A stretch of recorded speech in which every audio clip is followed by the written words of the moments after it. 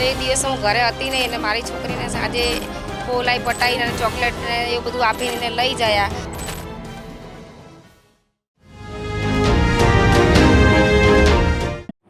અમદાવાદના સરખેજ ગામમાં વર્ષોથી રહેતા મીનાબેન ઠાકોરના ઘરેથી 15 વર્ષની દીકરીને તેમની જ પડોશમાં રહેતા 6 જેટલા ઈસમો દ્વારા 29 એપ્રિલના રોજ મોડી રાત્રે ઇકો ગાડીમાં અપહરણ કરીને લઈ જવામાં આવે છે, જે મામલો સરખેજ પોલીસ સ્ટેશનમાં પહોંચે છે. પોલીસ રોજ 24 કલાક સતત પેટ્રોલિંગ કરે છે અને બાળકીની તપાસમાં લાગી ગઈ છે. અંતે 1 મહિના બાદ 29 મેના રોજ સહી સલામત રીતે સરખેજ પોલીસ દ્વારા દીકરીને લઈ આવવામાં આવ્યું છે. આ મામલે 4 આરોપીઓની ધરપકડ કરીને ગુનો નોંધવાનું કામ શરૂ થાય છે. ત્યારે જાણીએ કેવી રીતે આ બનાવ બને છે અને કોણ છે આ 4 આરોપીઓ જે 15 વર્ષની દીકરીને અફવા કરીને અન્ય સ્થળ પર લઈ જાય છે.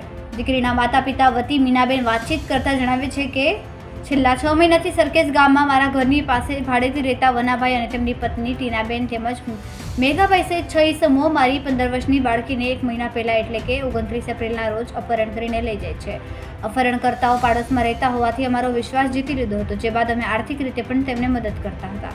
એમની વાતો તેમજ રહેણીકરણી ઉપરથી શંકા જતી હતી કે તેઓ બાળકોને ઉઠાવીને વેચાણ કરતા હોવાનું તેમજ હ્યુમન ટ્રાફિકિંગ સાથે જોડાયા હોવાનું તેમનું ગુજરાન ચાલતું હોઈ શકે છે. પરંતુ અમે વિશ્વાસમાં રહીને ભૂલ કરી. અંતે આખો પરિવાર અમારી દીકરી ઉપર ઘણા સમયથી નજર રાખીને બેઠો હતો અને મોડી રાત્રે ઇકો ગાડી લઈ આવીને આયોજનપૂર્વક દીકરીને લાલચ આપીને નશો કરાવીને ઉઠાવી લઈ ગયા હતા.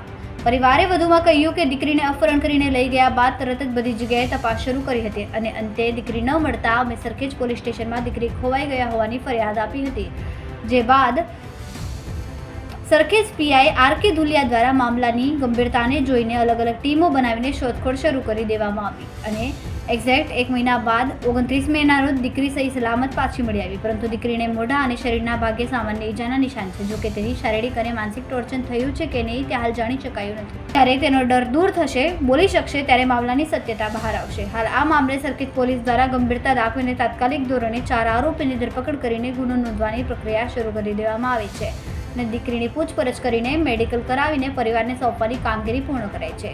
જ્યારે એક બાજુ સમાજને વધુ એક ચોંકાવનારો ગંભીર કિસ્સો સામે આવ્યો છે, તો બીજી બાજુ પોલીસની કામગીરીને પણ વંદન કરી શકાય તેવી ઘટના સરખેજ વિસ્તારમાંથી સામે આવી છે.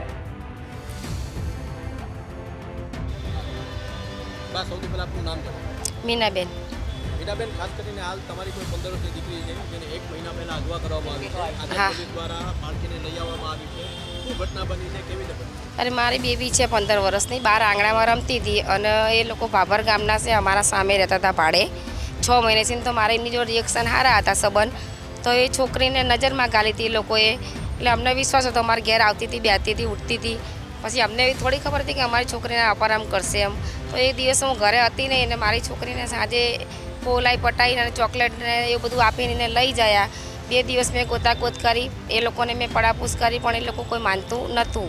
પછી એ છતાંય મેં સાહેબને પછી સરખેજ પોલીસ સ્ટેશનમાં મેં અરજી આપી કે મારા ઘરે આ બનાવ બન્યો છે, મારી છોકરી આ રીતની ગાયબ થઈ જશે ને મને આ લોકોના ઉપર શક છે. પોલીસ 1 મહિનેથી ગોતછાત રાખતી હતી, તો છેલ્લે 29 તારીખે એ લોકોને પકડવામાં આવ્યા. ભાભર ગામ છે, કારેલા ગામ છે એમનું, દરબારની જાત છે, બહુ માથા ભાર્યા છે અને એ લોકોનો ધંધો જ આ છે, અપહરણ કરવાનો છોકરીઓ છોકરાઓનો. 5 લાખ 2 લાખ 3 લાખમાં વેચી મારે છે લઈ જઈને.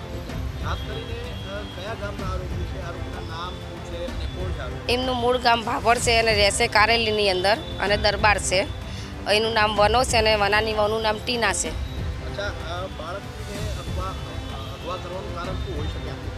અગવા કરવાનું કારણ એક જ કે એમને મહેનત કરતાં જોર આવશે, મફતના પૈસા મળે એટલે 5-5 લાખમાં વાળી છોકરીઓ ઉપાડીને વેચી મારે છે. બાળકોને લઈ જઈને કિડનીઓ કઢાઈને દવાખાનામાં વેચે છે. આ એમના કામ ધંધા છે. કેટલા સમય પહેલા તમારા ઘર પાસે રહેતા હતા? ઘર છોડ્યાને કેટલો ટાઈમ? મારા સામે રહેવા એમને 6 મહિના જ થયા હતા અને 6 મહિનામાં મારી જોડે એમને રિએક્શન સંબંધ કરી નાખી એ રીતનો. એટલે અમને એના ઉપર વિશ્વાસ આવ્યો હતો, પણ અમારા જોડે એને દગો કર્યો આવો. કેટલો સમય પહેલા તમારા ઘર છોડીને ગયા? એ છોકરી ભાગીને બીજા દાડે તરત એ લોકો નાહી ગયા. આગલા દિવસે છોકરીને ગાયબ કરી અને બીજા દાડે એ લોકો નાહી ગયા. તમારા ઘરથી દૂર કેટલા સમયથી ગઈ છે અને ઘર તમારા વિસ્તારમાં રહેવાનું કેટલા સમય પહેલા છોડ્યું? એને એ છોકરી ભાગી 1 મહિનેથી છોડી દીધું છે.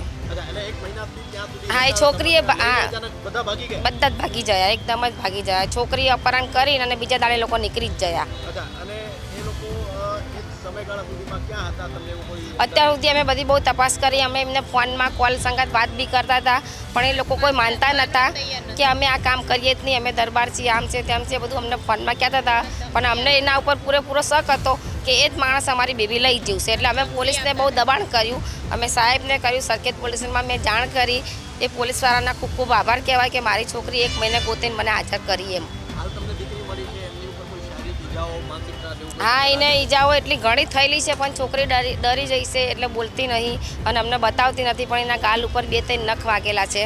હવે એની સાથે શું બનાવ બન્યો ના બન્યો એ અમને કંઈ ખબર નથી. હવે તો જે આરોપી લઈ જઈને વેચી હોય એમને જ ખબર હોય. ખાસ કરીને તમે શું માંગણી કરો છો આરોપીની સજા માટે? આરોપીને એટલી માગણી કરી છે કે આવા લોકોને દુનિયાની અંદર રહેવા ના દેવાય, અમને સજાઓ આપી દેવી પડે. કોઈ પણની બેન દીકરી ઉઠાવે, કોઈ ગરીબ ઘર હોય, કોઈ રૂપિયાવાળું હોય તો એમની આગળ પાછળ દોડનારું ના હોય તો છોકરીઓની જિંદગી ખરાબ થઈ જાય. પોલીસે કેવું આશ્વાસન મળ્યું? પોલીસ વાળાએ તો બહુ આશ્વાસન આપ્યું કે બેન ચિંતા ના કરશો, તમારી દીકરી ગમે ત્યાં હશે તો સરખેજના પીઆઈએ મને આપી હિંમત કે તારી બેટા ગમે ત્યાં હશે તો અમે દીકરી ગમે ત્યાં ગોતી લાવીશું.